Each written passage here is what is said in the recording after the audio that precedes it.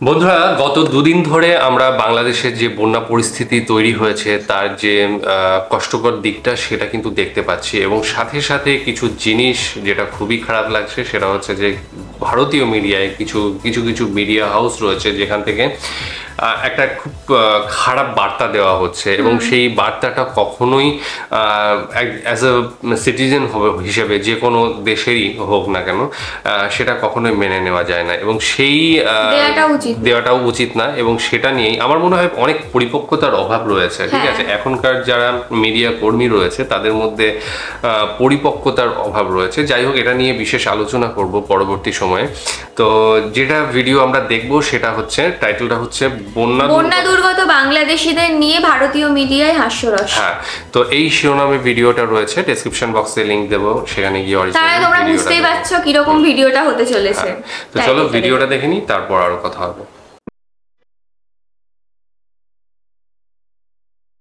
বর্তমানে স্মরণকালের সবচেয়ে ভয়াবহ বন্যা পরিস্থিতির মুখোমুখি বাংলাদেশের ফেনী, নোয়াখালী, কুমিল্লা ও মৌলভীবাজার। দেখা দিয়েছে মর্মান্তিক মানবিক বিপর্যয়। বন্যার পানিতে লাখ লাখ মানুষের বাড়ি ঘর, ফসলি জমি তলিয়ে গেছে। থেকে থেকে আসছে প্রাণহানির খবরও। এই পরিস্থিতির জন্য দায়ী করা হচ্ছে পার্শ্ববর্তী দেশ ভারতকে। সম্প্রতি টানা বৃষ্টির ফলে বন্যা দেখা দেয় ভারতের ত্রিপুরায়। এই বন্যার পানি সামাল দিতে ডুমপুর জলবিদ্যুৎ প্রকল্পের বাঁধ খুলে দিয়েছে কর্তৃপক্ষ, যার ফলে বাংলাদেশে প্রবল গতিতে পানি ঢুকে তলিয়ে গেছে একাধিক জেলা। কিন্তু এসবের মধ্যেই বাংলাদেশি বন্যা দুর্গতদের নিয়ে নির্লজ্জ হাস্যরস করেছে ভারতীয় সংবাদ মাধ্যম জি24 ঘণ্টা, যা দেখে মনে হয়েছে এত বিশাল দুর্ভোগের মুখে বাংলাদেশকে ঠেলে দিয়ে যেন অদ্ভুত এক আনন্দ পেয়েছে ভারত। ভারতীয় সংবাদ মাধ্যম জি24 ঘণ্টা বাংলাদেশিদের দুঃখ দুর্দশাকে প্রহসন করে সংবাদ প্রকাশ করেছে।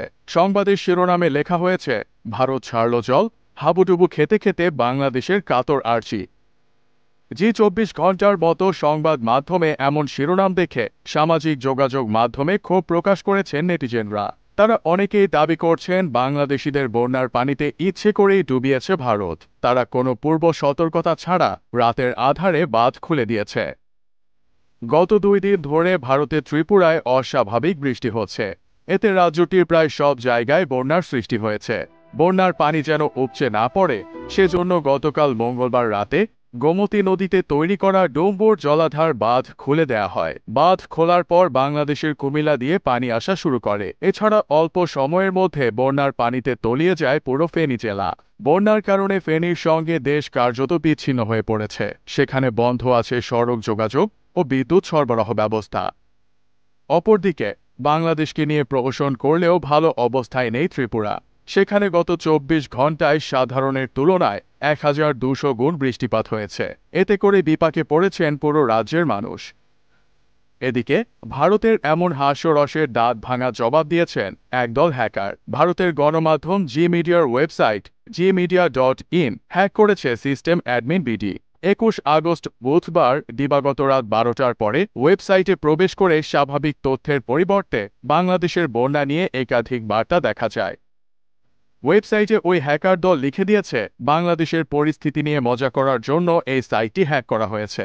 আরও নোংরা করলে নিউজ চ্যানেল দখল করে ধ্বংস করে দেয়া হবে। তাছাড়া ওয়েবসাইটের ওপরে ইংরেজিতে তারা লিখে দিয়েছে, hacked by system admin BD.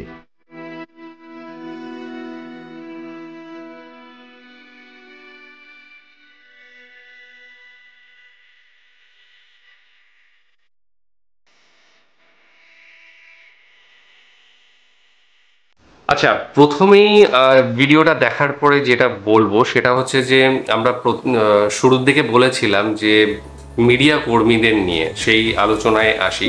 Media কর্মীরা যে পরিপক্কতার মধ্যে নেই, বিশেষ করে জি মিডিয়া যেটা দেখলাম সেখানে যে পরিপক্কতার অভাব রয়েছে তাদের মধ্যে, সেইটা কিন্তু বিশালভাবে প্রকট হয়ে আসছে।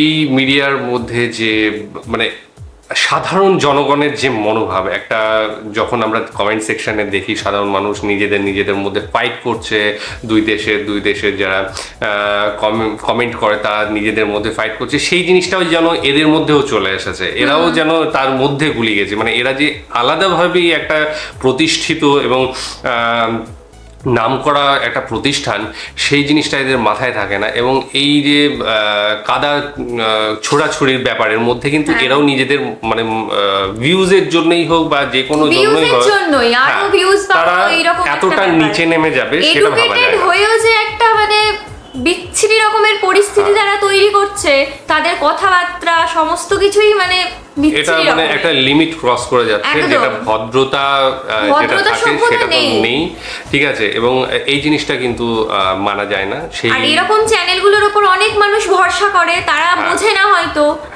তাদেরকেও বোকা বানিয়ে চলে যাচ্ছে একদম। এই জিনিস ট্রোলিং গুলো কখনোই চলতে পারে না। এবং এটা শুধু যে বলবো যে এই নিউজের ক্ষেত্রেই নয়, সমস্ত নিউজের ক্ষেত্রেই বলছি। এবং এপার ওপার দুপার বাংলার কথাই বলছি। ওপার বাংলাতেও আমি এর আগেও আলোচনা করেছি, ওপার বাংলাতেও বেশ কিছু মিডিয়া রয়েছে যারা মাঝে মধ্যেই এই ধরনের ট্রোল করে, বা ইউটিউবার রয়েছে।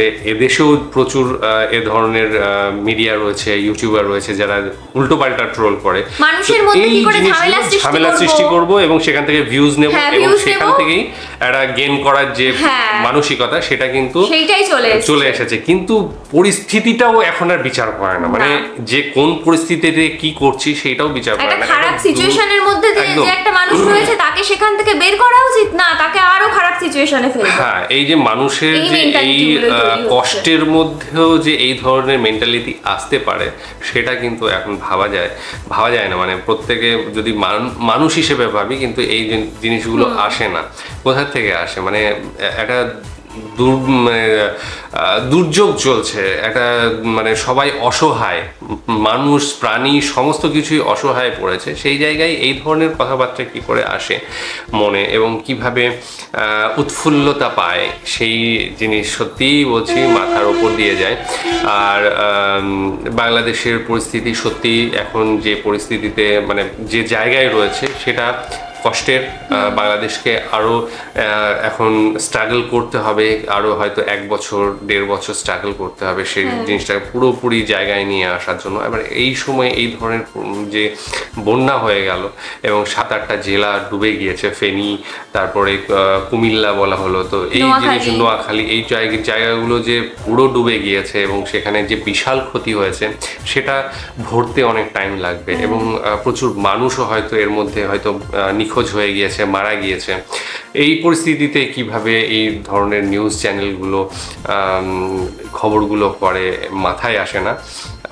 যে বললাম মানে সেই রকম হাস্যরস, তো সাংবাদিকতা কিন্তু যে কেউ করতে পারে না একদম। এরা হচ্ছে মানে আমার মনে হয় যে যারা ঢুকছে তারা ওই ফেসবুক যোদ্ধা হয়েই ঢুকছে। মানে তারা হয়তো এই জবটা করার আগে ফেসবুক নিয়েই ঘাটাঘাটি করতো, সেখানে এই কমেন্টসের চালাচালি বা ইউটিউবে কমেন্টসের চালাচালি করেই আলটিমেটলি যখন জব লাগা হয়েছে তখন হয়তো এই মিডিয়া হাউসে কাজ করছে, এবং আলটিমেটলি ওই মেন্টালিটিটা থেকে গিয়ে ভিউজটা কি করে আসে সেটা জানে এবং এই ধরনের নিউজগুলো করে, যেটা একদমই কাম্য নয়।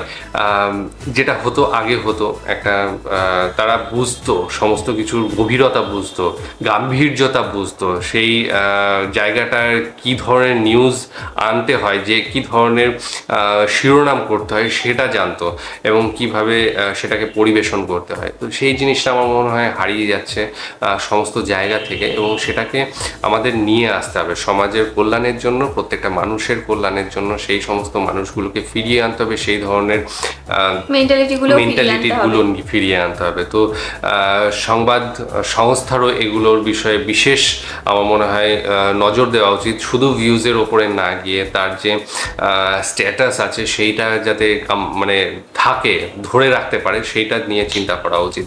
যাই হোক, আমরা আমাদের মতো আলোচনা করলাম, তোমরা অবশ্যই তোমাদের মতামত কমেন্ট সেকশনে জানাবে এবং আমরা সেগুলো অবশ্যই পড়ব।